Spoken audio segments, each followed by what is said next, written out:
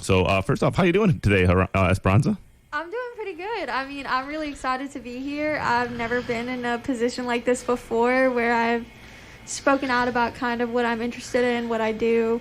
So I'm thankful for this opportunity. How are you doing today? I'm doing all right. I'm a teacher, and it's been just a really a lot of times when you think about like a short week, like with Labor Day and stuff like that, you feel like it's going to be a little bit lighter than usual. It's a 4-day week, not so bad. The short week sometimes hits you harder though. I don't know what the deal is, what's going on, but I was exhausted yesterday, and I'm just kind of feeling like I've got like a hangover off of that. You know what I mean? Yeah, no, I definitely felt that. Yeah, it's difficult being in like either a student position or a teacher position, having to adjust to those 4-day weeks because you think you have more time to do things, but in reality it's like less time to get everything accomplished. You're just like, you just got to cram 5 days into 4 now. Anyway, just sort of, get to know you a little bit. So where are you from? What little bit of your background? Okay, so I'm originally from Colorado. I moved to Cutoff in 2014. Cutoff, nice. Yeah, so I lived in Cutoff for all of my high school years. And then I moved to Ruston, where I went for cyber engineering. Oh. Yeah, and then I ended up back in Thibodaux.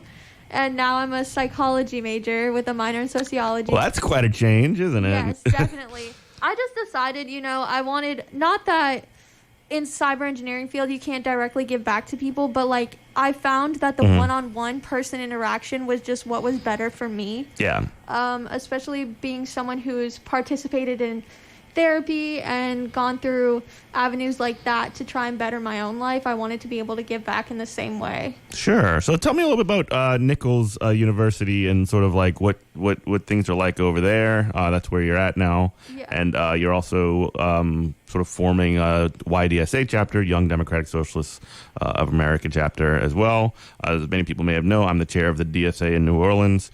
So I guess, tell us a little about what's going on there. Yeah, so all in all, Nichols is a great school. I mean, everybody's always, it has that very southern feel to it, that southern hospitality feel. So when you interact with people on campus, generally people are pretty nice and welcoming. It was a total culture shock from anywhere else I'd been to school before except for my high school years. I definitely wasn't used to the seafood boils, that's for sure. I didn't know that was a thing until I got to high school, college. But I'm sure you're not complaining, right? Well, unfortunately, I just don't like seafood. Oh, no. I know. This is like, I feel like the worst place to live if you don't like seafood. My wife is allergic to shellfish, so what's she going to do, But so we're trying to get a YDSA chapter started on campus. We realized that there was a lot more of a, not like, what's the right word here? Blue-leaning population on campus. A lot of conservatives or at least people that are politically disengaged, perhaps? Yeah. So, like, everybody's kind of got this, like, you think of, like, Thibodaux or, like, those smaller towns outside of New Orleans, and you think of a very red mindset. Yeah. Which is very true for the most part. I mean, the older generation, I've noticed quite a few of them have a red mindset, but there's also quite a few that are very democratic socialists, which I didn't realize. We have a lot of traction on campus. We've got about 30 members right now, as well as 30 members. That's pretty good. As well as some faculty support. So that's been really interesting to see. We have organized some general interest meetings. We've done things like that. Tabling events just to get people interested in YDSA and DSA in general. Great. And that's awesome. And also now, and this is sort of why we want to talk to you most specifically, you were a part of a walkout of some grad students. Can you just describe a little bit about, first off, like what kind of things do the grad student workers do at that school?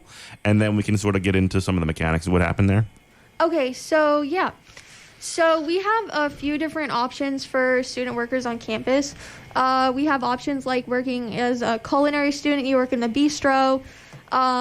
You can work with the bridge students on campus as a tutor. Mm-hmm. The bridge program is really great. It's donor based. It's an amazing program. It helps the students on campus with special needs kind of get through campus life, get through campus classes. And they have like one-on-one tutors and people that show them around campus. It's really cool. It's an amazing program. I love them so much. Mm-hmm. We also have the library workers. We have the Colonel Esports. They have workers as well. Yes, we do have an esports. You talking about like gaming? They're playing like yes. They're playing like Overwatch or something. Yeah, they have an Overwatch team. It's actually really cool. I think they're super high ranked for My brother Overwatch is right a now. big Overwatch guy.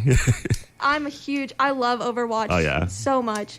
I'm a tank main. There you I go. can play anything but tank. Maybe a little bit of support, but damage, my aim is just completely off. Robert, my co-host, who's not here right now, is a Street Fighter guy. He's been in Street Fighter 5 a lot and does a lot of that kind of stuff. And I don't know. I'm terrible at video games. Yeah, no. I will never get a victory royale, I don't think. I'm awful at video games unless it's like Skyrim or Overwatch. Oh, yeah. Those I can just That's the ones. play for the rest of the day. Yeah. But so the walkout right now, the campus student workers make about $7.25 an hour. That's minimum wage. Minimum wage. Which it's insane that's the minimum wage. Like I was, for most of my adult life, it's been $7.25. But when I started working, I'm so old that it was $5.15. Oh my gosh. Yeah. I couldn't even imagine. That's just like $7.25 isn't a wage you could live off of. I couldn't imagine $5.15. It's not even peanuts. Yeah. And also for the majority of my working life, I was tipped worker, so I got $213. $213. I worked as a car hop and I made $5 an hour plus tips. Yeah. Anyway, I'm sorry, didn't mean to interrupt. Oh no, you're fine. So, and we advocated for the custodians who make below $17K. It is absurd how little the people that like when COVID happened, like I said before, I'm a teacher, right? The people that were basically the only ones that were told to basically go to school and like clean up everything after we just evacuated everything were the custodial staff. And it's just like, wow, these people make like $20,000 a year, you know? Yeah. It's just ridiculous. They go through so much. And like in reality, the hardest workers. Without them, the university would not be able to be a university. Exactly.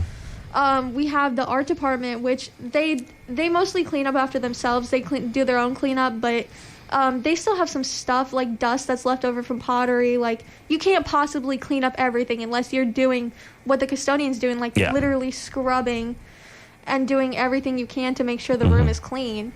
Repairs, repairs. Like the air conditioner doesn't work. Guess who's on that? You know? Exactly. Like these people are really the backbone of Nichols University, and to find out that I learned that the budget for Nichols is public information. Yeah. I did not know that you could just go into the library and be like, can I see the budget and expenses?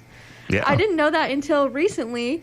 And so that's how I found all the information about the custodians making less than $17K. I think the administrative custodian makes about $17K even. Yeah, the guy that's in charge of all the other custodians who has to also write the schedule and do the basically a manager. Exactly. There's makes only no money. a couple $100 difference. Yeah. And so we did the walkout for them. We did a bunch of signs. We made a bunch of signs like let's talk about human rights. Well, before you get there, can you just talk just talk a little bit about what getting into the walkout looked like, what was the reasons behind it? Yeah, stuff like that. Oh, okay. So essentially like a week before, a couple individuals got together and made a couple signs for the walkout using paint, crayon markers, things like that. And a bunch of recycled cardboard. So we wanted this to be stuff that we had already had laying around. We didn't want to use like any poster boards purchased from the store. Hey, okay, go ahead. Things like that. So we made those signs. It was about 10 individuals that got together. And then we kind of just grouped them all into somebody's car. Left them all stacked in somebody's car. We made a bunch of extra signs in case people decided to show up mid-walkout. We all walked out of our classes at approximately 12 p.m. on Thursday. We met up in the quad right around the fountain. We all sat underneath a tree. We started chants like, workers' rights are human rights, hey, hey, ho, ho. You know, things classics. like that. The classics. The ones I actually learned from New Orleans DSA, actually. Nice. Yeah, I learned a bunch through New Orleans DSA because I participated in a bunch of abortion rallies. Yeah. Okay. Were you at the big one? The real big one? The one that they... Like when Dobbs was announced? Yes, that one I was massive. Yeah, I was actually in the front holding the sign for that. Yeah, I was there. I wasn't. I was kind of like hanging back a little bit, but like I was at that one. Yeah, that one was massive. I was so amazed at how everybody came together. I mean, it was just not like a surreal feeling, for lack of better words, but it's just like you feel like everybody's your comrade. You know what I'm saying? Like that companionship type deal. It was real comforting that everybody was coming together like that, and that's kind of the atmosphere we had for the campus walkout as well. You know, there were only 8 of us that actually participated in the walkout, but there was about 20 or so more that had spoke up about the fact that they wanted to participate. They just were scared of being fired or reprimanded. Yeah, and that's sort of like one of the real challenges of the whole thing. And considering that this is something, I don't know how long y'all have been planning this for, you know, it takes a lot of level of, you know, a certain level of organizing to build that capacity. So, I mean, you did what you did with what you had, you know, for the time that you had being. I guess one of the questions I would ask is what made the day that you chose for walking out significant for doing that? So we chose... It wasn't so much the day that was significant. It was more the time. Okay. So a lot of people, the way classes run is Monday, Wednesday, Friday, or Tuesday, Thursday, usually in blocks. So we chose around 12 p.m. because that's when campus is like most busiest. Because you have a lot of people going in and out classes. And we were out there for probably a good 4 hours. I mean... We swapped from the quad to right in front of the student union, so that way everybody that was trying to get lunch around that time was having to walk by us and see what we were doing. So yeah.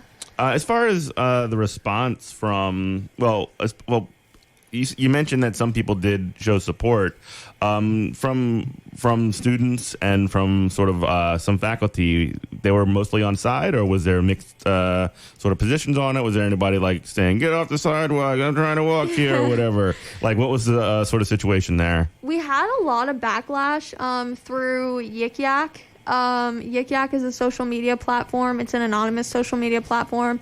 If y'all have never used it, it's a lot like Twitter, just anonymous. So you could essentially post whatever you want about whoever you want, and nobody's going to know it was you that posted it. Yeah. That's a little scary. Yeah, it really is. And it's to me, it's cowardly. I mean, I would rather someone come say it to my face than behind a it kind of sounds screen. like what those 4chaners do. You know what I mean? Yeah, exactly. Like, it's sad to me. But I was scrolling through it during the walkout we did just to see what everybody's general consensus was on what we were doing, how much support we had. I wanted to get everybody continued to be energized. And I found out that we were doing the walkout like right as the Queen actually passed away. So that's what a lot of the comments on Yik Yak were about, but there were a few that were How dare you do a walkout in Thibodeau while the Queen has passed, this national global tragedy or whatever. Oh my God. People were so upset about it. And then maybe y'all killed the Queen just by doing a walkout. Did you hear about that thing about how like Trisha Paytas's kid is actually the Queen reincarnated? That's so stupid. I know. But that's actually something that's going around on Twitter and Yik Yak. But a lot of people were like... Of all the people in the world for the Queen to be reincarnated in, as though reincarnation was a thing, would be to be Trisha Paytas's kid. I know. just like some like celebrity sicko. It's just like exactly. random kid is like. If that's the case, then cool. I guess I don't know. I mean, go for it, slay. But so a lot of people were like, we have these 8 slobs out here protesting for workers. Yeah, I'm looking slobs. at the picture. Y'all don't look slovenly at all. You look very, very nice. I thought we looked very nice and organized.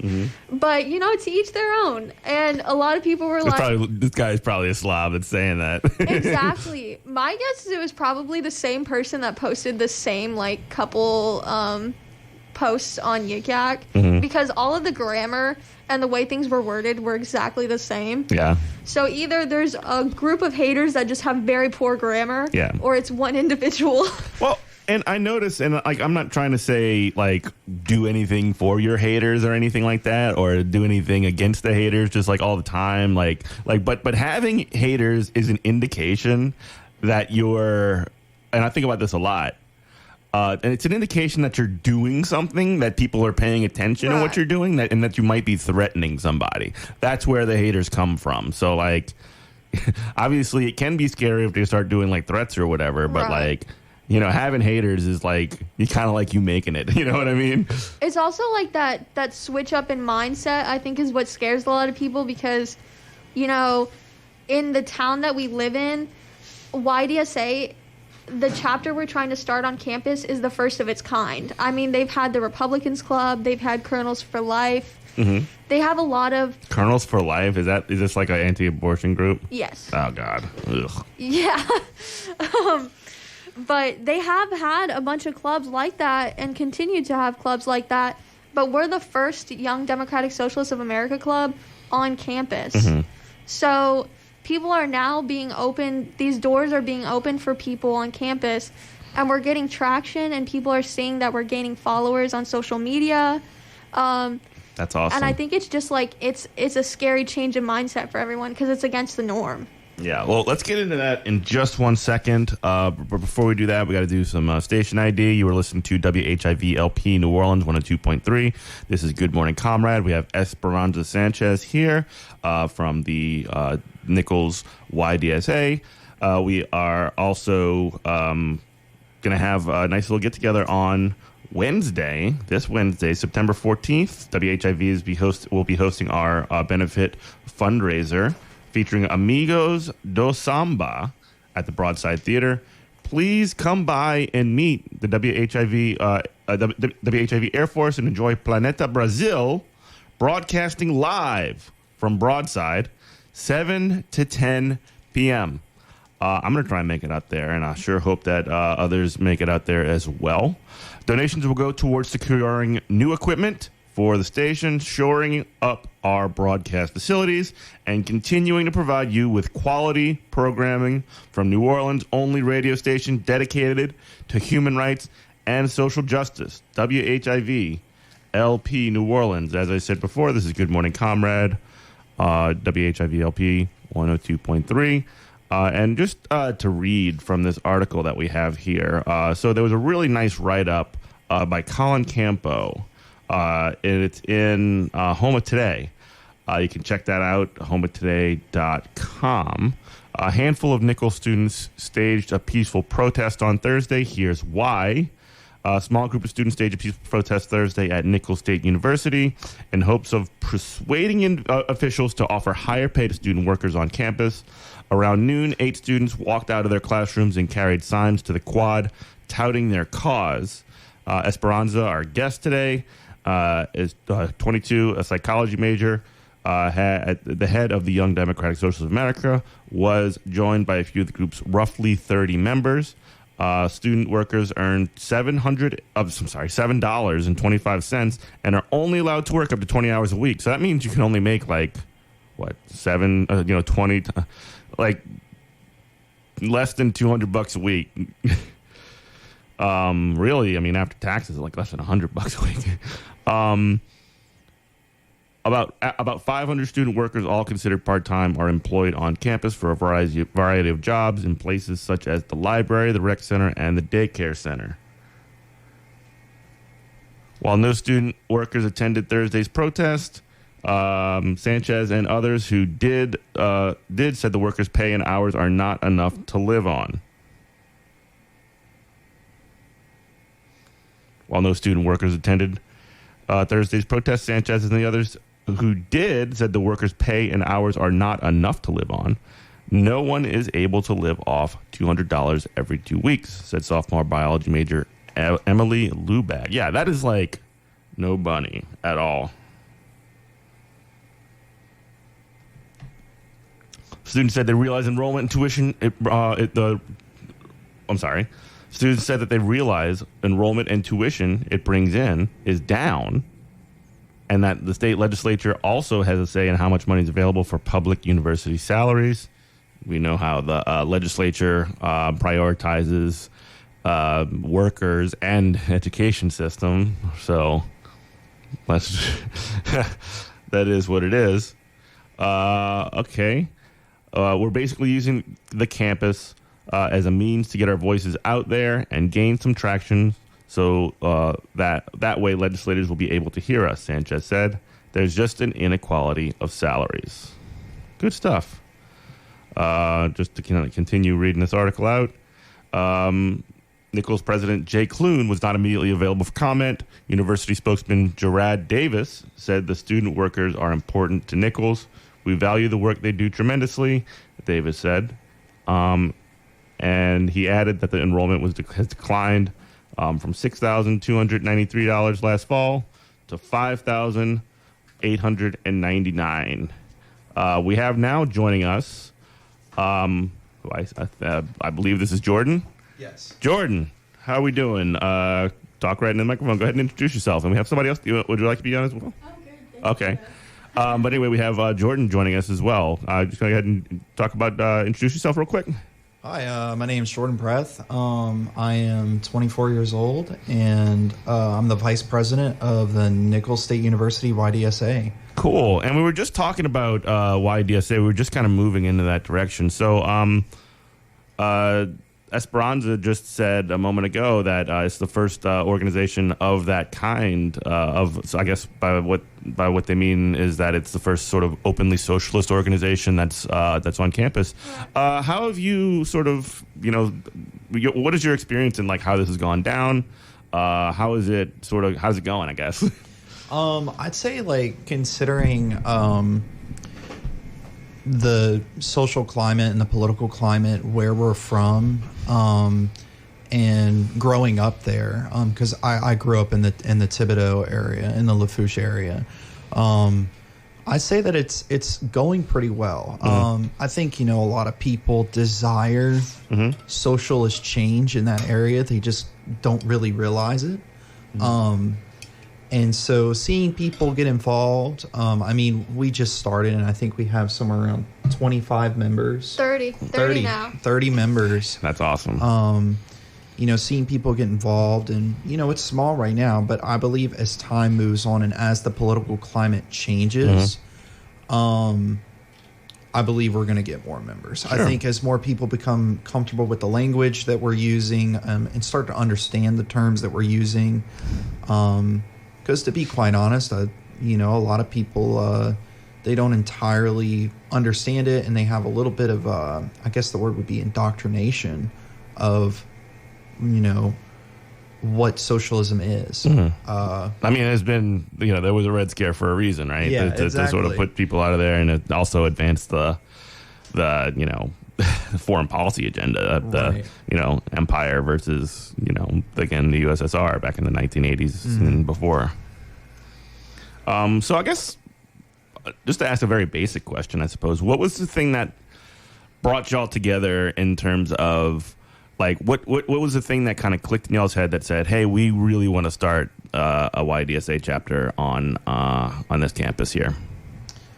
Esperanza, you want to take this one? So basically, I had some experience with YDSA and DSA through New Orleans DSA.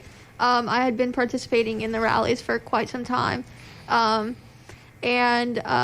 even the smaller ones. I went to that really large one that we were just talking about, but I went to some of the smaller ones too. And I kind of just was like, this is something that I want to bring to where I'm from. I want this to keep spreading, and I don't want it to stop. So I basically proposed the idea on Twitter, and I was like, hey, like, I think I'm going to start a YDSA chapter on my campus. And then that's how I think Akira maybe sent you the tweet. Okay. Our mutual friend Akira sent him the tweet. And so I messaged him, and within like a matter of like 15 minutes, he ended up being the vice chair. So Yeah. These things move fast, yes, don't they? they do, and they keep going. We have not lost momentum yet. So. That's great. How long ago was this? Like 2 months ago. 2 months ago. That's yeah. awesome. And y'all have been building up capacity and everything like that.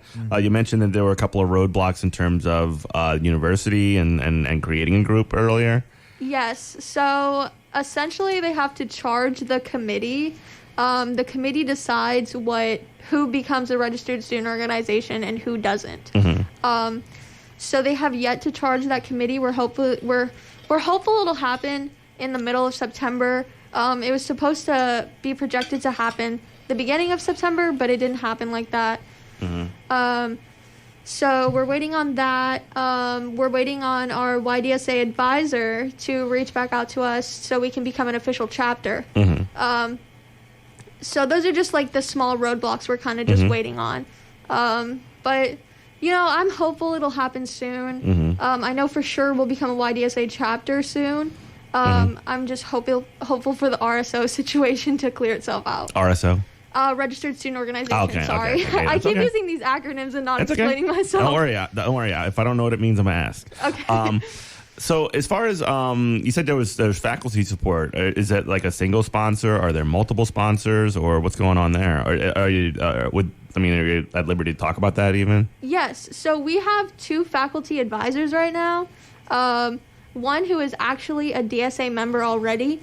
Nice. I'm going to leave his name out because I'm not sure if he wants to be mentioned, but he's super cool, like one of the best people I've ever met in the entire world. Okay. And he's pushed us to really move forward with our organization. He's come to a few of our on-campus meetings as well to show his support. He was he went to one of the DSA's conventions. I must know this guy. I probably know him. You probably do. Okay. He's from the New Orleans area. Okay. Anyway. But he's super cool. Our other advisor, she's also super cool. She's really interested in our mission. She's always been interested in DSA, YDSA, democratic socialism. She considers herself to be a democratic socialist, so that's super cool as well. We also recently got new faculty support. Now, I don't know if they wholeheartedly believe in the democratic socialist point of view, but they believe in a lot of our platforms that we've endorsed. That's good enough. So that's more than enough for us at this point. Fellow travelers are welcome, right? Yes, exactly. Cool. Jordan? Yeah, it's been really cool seeing support from faculty on Nichols campus. It was kind of like I know for me, whenever Esperanza was asking, oh, hey, do you know any faculty that might be interested? I had to ask my wife because I wasn't entirely sure. And she was like, oh, I have the perfect person. And just echoing what she said, he's amazing. He's very knowledgeable. And I believe going forward with the club, I think he'll be able to offer a lot of support in helping translate what we're saying into something more digestible for people down here. Yeah, you got to talk to people in the language that they listen to, right? Right. And there's also other organizations that are local in the Lafourche Terrebonne area that aren't necessarily DSA associated, but they focus on things like workers' rights for people in the oil field.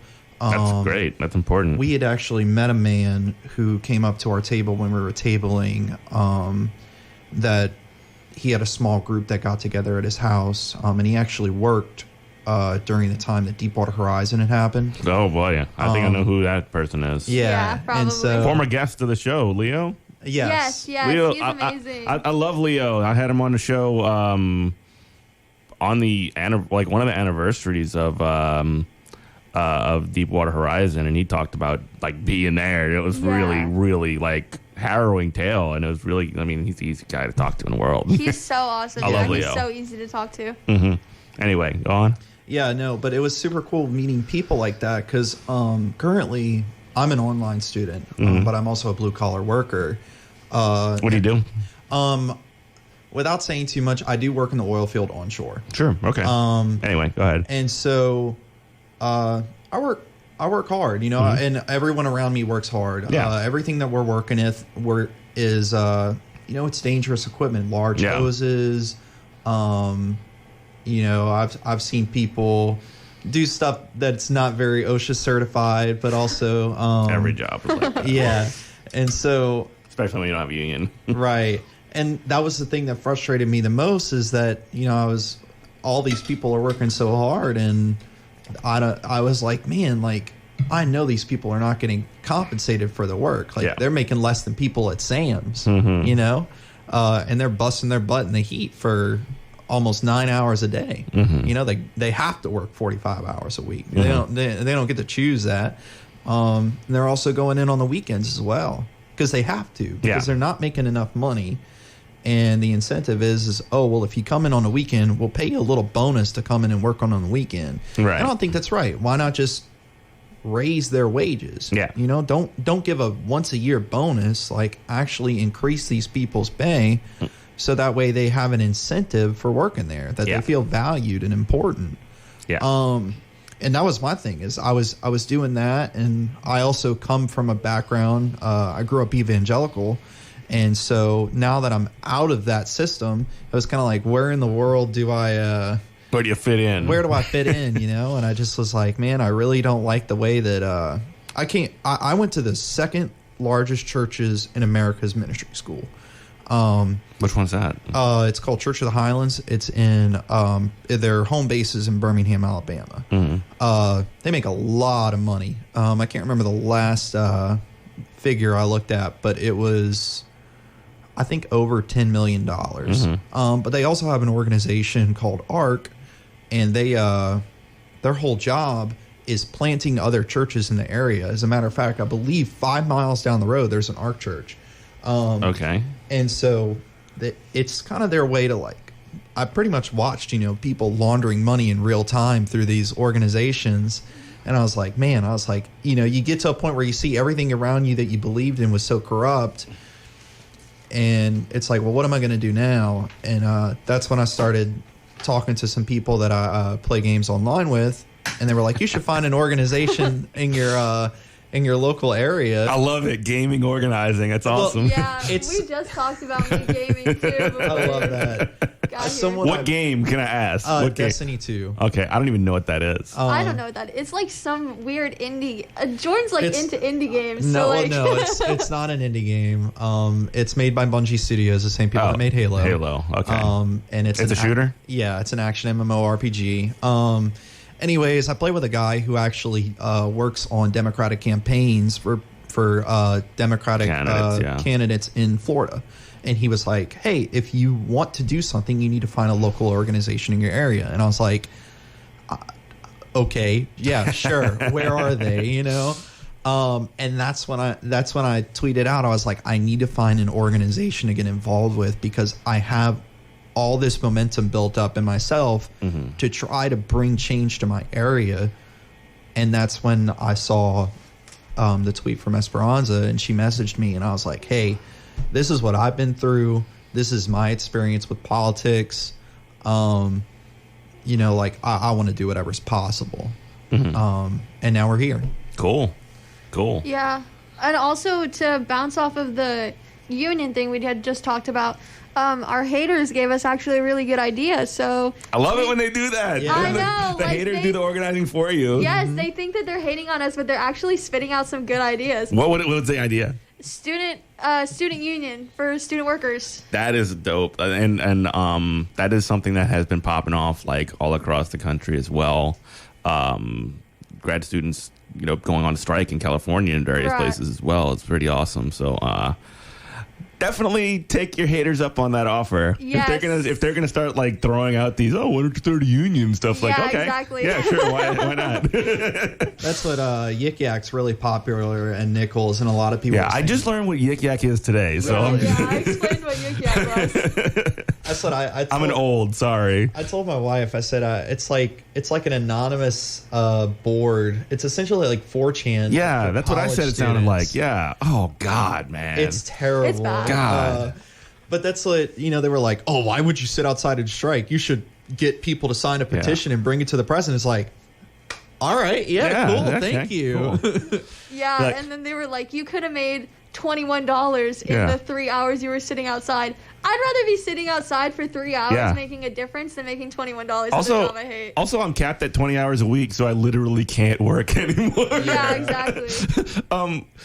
Yeah, I love that like get a job stuff. It's like I got a job and it pays me $7.50 an hour. You absolute dingus. we had a lot of just work lol or just someone was literally saying just borrow more money, but was complaining about the national debt in the same paragraph.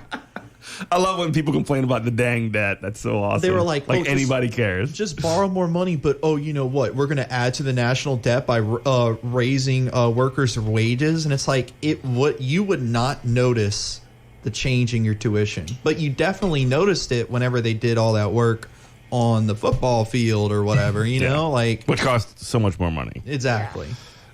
That's awesome. Let me just read a little bit. Have a little bit of thing for Clessy's, and we can move on.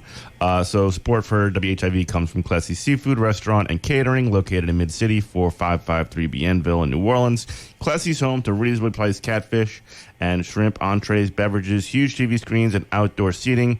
More information and menu items can be viewed at Clessy'sCatering.com. That's Clessy'sCatering.com. So I guess in terms of like what's the next couple steps forward, y'all mentioned the possibility of union. Have y'all thought about working on any sort of political campaigns or any other kind of campus projects, anything like that? Yes. Yeah. Do you want to go ahead, Jordan? Go you can start us off. So, talking to my friend who does Democratic campaigns in Florida, he was like, you should just start going door to door and essentially just doing that. And I was super inspired, and I told Esperanza, I was like, how cool it would be if we found someone local who could run for a local office and we were able to campaign for them and get enough and garner enough support to get them put in office. I said, I feel like it's possible, especially going door to door, talking to people, because sometimes people will just vote for whoever people tell them to vote for. Whoever they're thinking about when they go vote, if they do at all. Right. And essentially my idea is if you start stacking the deck in your local areas, start putting people in place in local institutions, soon enough you start seeing that change in that area, and it inspires people to vote for more democratic socialist candidates on a larger level. And so for us, the idea was, well, where do we start with that? And so, of course, we have the election coming up, and we were trying to figure out, who do we want to support? And I think that's when we landed on Gary Chambers Jr., if you want to talk about that a little more. Yeah. So I had reached out to his team because I wanted to kind of get an idea of, who exactly Gary Chambers Jr. was. I mean, you see these political messages, you see all the stuff that they post on social media, but you really don't truly know who they are as a person until you interact with them, or like people who interact with them on a daily basis. So I was actually pleasantly surprised when I had asked if he would be willing to come speak to a small organization like ours, and he was more than willing. He was willing to set up a date, a time, whenever our campus event is, and he wanted to come tailgate for our homecoming. Yeah. And I was like, all right, like that's the football awesome. game? Yeah. And so we're trying to get that organized, get a date set for that, so he can come speak to us about all his platforms, so we can ask him some questions, make sure we're truly endorsing the right person. Okay. So there's a possibility of if the organization might politically endorse him. That's interesting too. Okay. Yes. As far as other kind of on-campus events and other stuff like that, I mean, y'all are already started doing stuff like the or off-campus events even, but you already have done the walkout. I guess, what is the next? I can ask these questions discreetly, actually. Let me circle back. What are the next steps for after the walkout, I guess? Where are you looking at going for there? And then I'll get to YDSA in just a moment. Okay, so I think for that, we had thrown around the idea of potentially a phone zap. Okay. I participated in a phone zap when those the inmates at the New Orleans Justice Center were protesting in their pod. I remember that. I loved the organization of that. The Google Doc was very well organized. The script was very well organized. I want to say Freedom Road was a lot of the backers to that. Yes. Okay. And so we had some talk about that. We've got some more political education meetings coming up. And once we become an RSO, I mean, our possibilities are limitless. Mm-hmm. We have fundraisers planned. We have everything planned. We just have those roadblocks we have to get through to be able to make those plans happen. Mm-hmm. Yeah, so some of the things we've been talking about, as Esperanza just mentioned, we're circling back to the idea of stacking the deck. I told her before, I was like, what if we got people with our same ideals and ideology, not only put in local governments, but also in the school as well. And so getting approved to be an RSO, if I'm correct, involves going through the student government in the school. And so we want to see, hey, can we get people that are passionate about leading and passionate about finding change in their local area? Because I find a lot of people, especially with Nichols, it's just like, this is a beat up, dingy campus. And it's just, why not try to change it? Why, yeah, you're here. Better. Why not try to do something to make it better? The reason that it's even gotten to the point that it's at now is because people did that in the first place. And so I believe that's one of our big goals, is to attempt to enact positive, tangible campus and local change to see a better future for the people that are going to go to this school and are going to enjoy it. Sure. And so we're looking at, hey, how can we influence student government? How can we influence, and we're dreaming big. How can we influence the budget? What bylaws can we look at that we can go, hey, this is not supporting the rights of the students here? Right. One of the big things that we're currently concerned about, and we want to turn a focus to eventually, is the fact that on-campus accessibility and transportation is not adequate for anyone who has any form of disability. Can you describe the conditions as they are? So currently the sidewalks, I'll start at the sidewalks and work my way up. If you are in a wheelchair, and as a matter of fact, there is someone who works on Nichols campus that is in a wheelchair that essentially has to drive on the road with their wheelchair in order to get around. Yeah, which, because the road is better than the sidewalk. Exactly, which is very unsafe. And it's also wrong. What is the sidewalk there for? Yeah, I'm sorry, but I don't mean to cut in, but before you get off the sidewalk topic, we actually had someone who is in our club that tripped over broken sidewalk pieces and broke their foot. They went through the proper grievances, the proper avenues to be able to report that. Yeah. No one ever responded. No, they're not gonna fix it. I mean, if they broke their foot on faulty campus property, isn't the school liable for that in some way too? Yeah, but they went through the proper avenues. You know how it said in the article how we have the proper avenues to go through. We don't have to protest or whatever. But when you go through those proper avenues, you're not heard. Yeah. So, if they just put you in a file and just ignore you for forever, I mean, what's the point of even... I would say go through those avenues and also do the other things too, you know? Right. And so, the sidewalk conditions are not good. After the hurricane, there is a lot of who knows when it comes to things like mold growth and stuff like that. Oh, boy. As a matter of fact, I believe there was a professor years back that was insistent that one of the buildings at Nichols had mold growing in it. And they were a biology professor, and they actually went and did their own sampling to prove it because the school would not listen to them. Yeah. And so I know for me personally, like there's a lot of concern because, I'm highly allergic to mold. I don't want to get sick. And It's bad for you. Yeah, that's a national thing too. I mean, you look on a national scale, a lot of public education centers are currently degrading because infrastructure is horrible. Buddy, I'm a teacher. I know. Yeah. And so it's tough. And then also the elevators in the library do not work at this time. So how does the person in the wheelchair get upstairs? Exactly. They don't. They just don't. The library is completely inaccessible. Inaccessible to this person, yeah. And they say that they're fixing it next semester, but who knows? I also know currently that there's a lot of damage to our library. From Ida? Yeah. Was there significant damage from Ida to the campus? There was a lot of leaking ceilings. Yeah. A lot of like roofs. trees ripped out, but it wasn't as bad as it could have been for sure. Right. It wasn't as bad as like some of the stuff. Like I live in Houma. It wasn't as bad as some of the stuff I saw, just in my local area. Yeah. But I mean, it was bad. Like there's no other way to really paint it.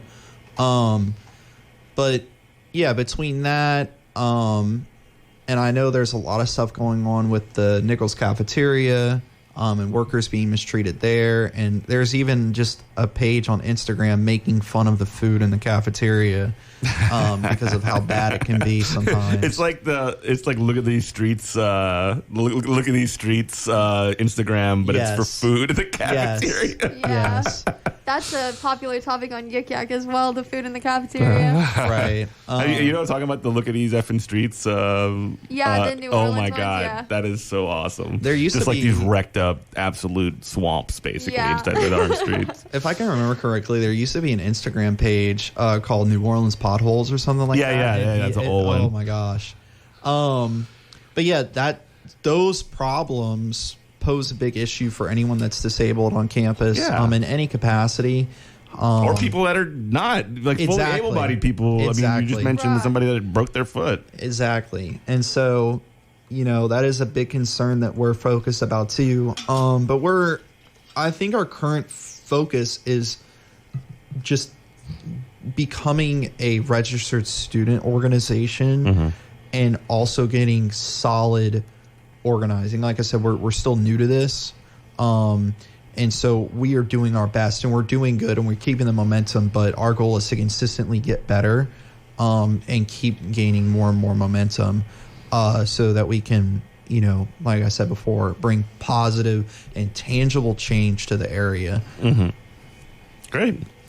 And I guess we'll start winding down. We have about 5 minutes left. Is there anything that y'all wanted to sort of like, say on the way out? What's kind of on your mind? Anything like that? Because we're about to run out of time. If you haven't already, look into DSA. Look into YDSA. Or if you're listening to the sound of our voice on campus right now at Nichols, you can listen on WHIVFM.org/listen anywhere in the world. Definitely. How can they find you? They can find us on, if you look at Nichols DSA on Instagram, Nichols YDSA on Twitter. Those are the proper avenues for us. We'll eventually have a website up and running once we're a registered student organization. But as of right now, that's all of our available contacts. I'd say for anyone listening, that especially if you're at Nichols and you're a student at Nichols, or you're a student at any college, look into getting involved with a student organization like the YDSA.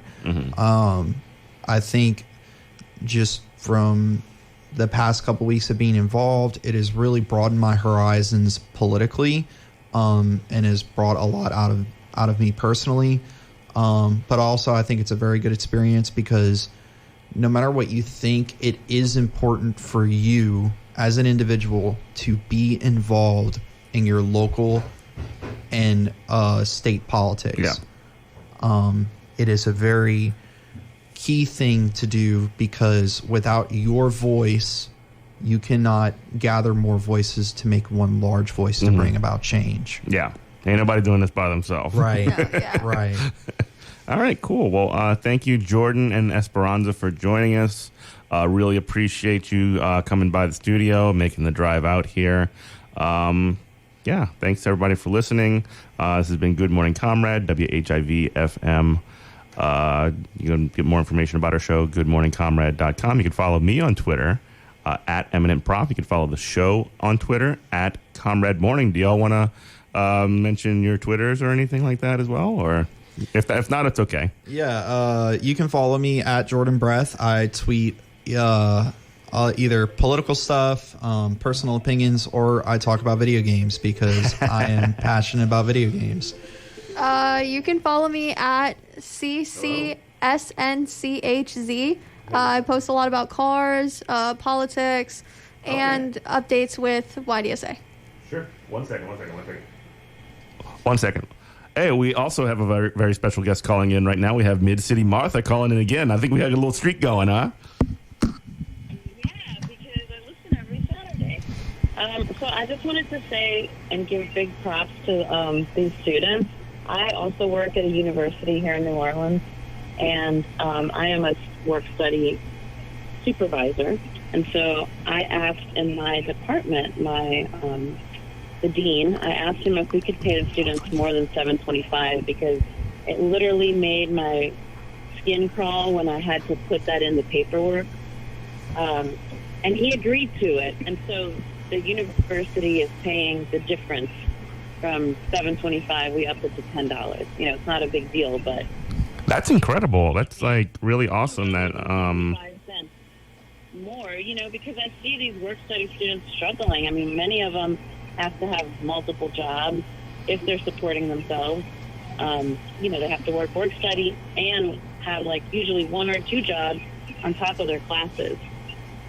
Yeah. So just a big shout out and big props, and I think that's a problem across many universities, probably, again, because that's the federal wage, and also the issue with the custodians. I see that every day in my university. They work so hard, and they deserve so much more.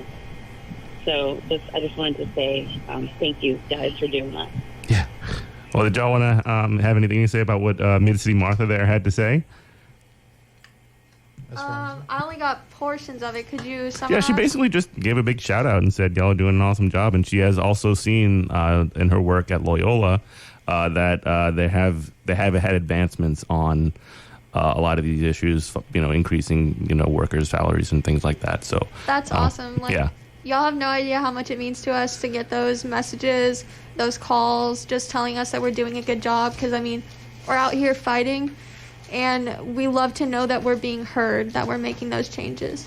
Right, yeah. I think it's encouraging because sometimes it can be extremely discouraging, to be quite honest, when you're facing so many voices that are so negative in the space of politics, especially, I guess, yeah, especially with younger people. And what I will say is that we are simply not going to stop fighting. We will continue to keep going. We will continue to keep educating people and raising up more people to fight for the cause of the average person. Mm-hmm. That is our goal, is to see people live their best lives without having to claw their way up the mountain. Yeah. Yeah. So thanks again to Mid-City Martha for that call. Check her out at 4 o'clock on this station today. And thanks to everybody for listening. You can, yeah, like I said, check me out on Twitter at Eminent Prof. Follow the show at Comrade Morning. Thank you. Love you. Goodbye. You know what I mean? Oh, they love it. No, absolutely. Chipotle has 5 business days to file objections to election. If Chipotle opts not to file any objections, the NLRB regional director will certify the results. They're going to object. They always object. Chipotle pulled in revenue of $7.5 million last year, and we're just